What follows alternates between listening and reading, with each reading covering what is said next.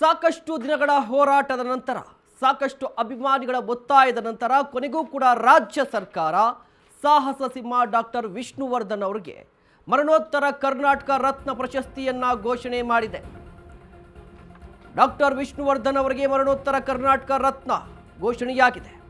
ಕೊನೆಗೂ ಕೂಡ ವಿಷ್ಣುವರ್ಧನ್ ಅಭಿಮಾನಿಗಳ ಒತ್ತಾಯ ಮನವಿಗೆ ಸ್ಪಂದಿಸಿದೆ ರಾಜ್ಯ ಸರ್ಕಾರ. ದಿವಂಗತ ಡಾಕ್ಟರ್ ವಿಷ್ಣುವರ್ಧನ್ ಅವರಿಗೆ ಕರ್ನಾಟಕ ರತ್ನವನ್ನು ನೀಡುವುದಕ್ಕೆ ರಾಜ್ಯ ಸರ್ಕಾರ ನಿರ್ಧಾರವನ್ನು ತೆಗೆದುಕೊಂಡಿದೆ. ಅದೇ ರೀತಿಯಾಗಿ ಬಿ ಸರೋಜಾದೇವಿ ಅವರಿಗೂ ಕೂಡ ಮರಣೋತ್ತರ ಕರ್ನಾಟಕ ರತ್ನವನ್ನು ಘೋಷಣೆ ಮಾಡಲಾಗಿದೆ.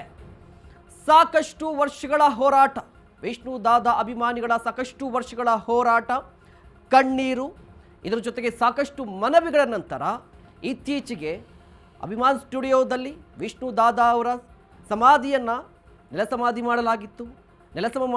ಅದಾದ ನಂತರ ಒಂದಿಷ್ಟು ಹೋರಾಟಗಳಾಯಿತು, ಕಣ್ಣೀರು ಹಾಕ್ಕೊಂಡ್ರು.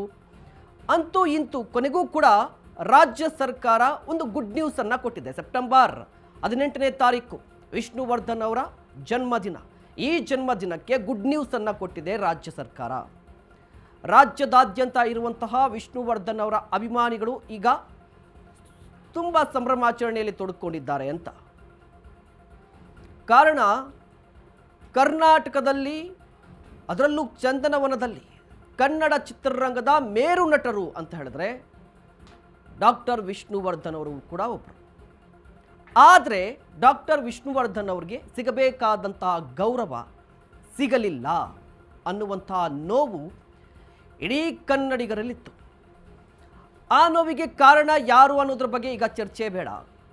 ಬಟ್ ಈಗ ಅಂತೂ ಇಂತೂ ಅಂತಿಮವಾಗಿ ರಾಜ್ಯ ಸರ್ಕಾರ ಒಂದು ನಿರ್ಧಾರಕ್ಕೆ ಬಂದಿದೆ.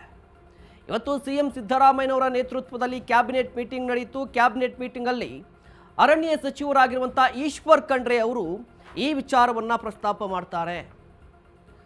ಈಶ್ವರ್ ಖಂಡ್ರೆ ಅವರು ವಿಚಾರವನ್ನು ಪ್ರಸ್ತಾಪ ಮಾಡಿ, ನೋಡಿ, ವಿಷ್ಣುವರ್ಧನ್ ಅವ್ರಿಗೆ ಕರ್ನಾಟಕ ರತ್ನವನ್ನು ಕೊಡಬೇಕು ಅಂತ ಸಾಕಷ್ಟು ಮನವಿಗಳೇ ಬಂದಿದೆ, ಸೊ ಅವರಿಗೆ ಘೋಷಣೆ ಮಾಡಬೇಕು ಅಂತ ಹೇಳ್ತಾರೆ. CM ಸಿದ್ದರಾಮಯ್ಯನವರು ಕೂಡ ಹೌದು, ಈ ಕ್ಯಾಬಿನೆಟ್ನಲ್ಲಿ ಆ ನಿರ್ಧಾರಕ್ಕೆ ಬರೋಣ ಅಂತ ಹೇಳಿ ಅಂತಿಮವಾಗಿ ಈಗ ಘೋಷಣೆ ಮಾಡಿದ್ದಾರೆ.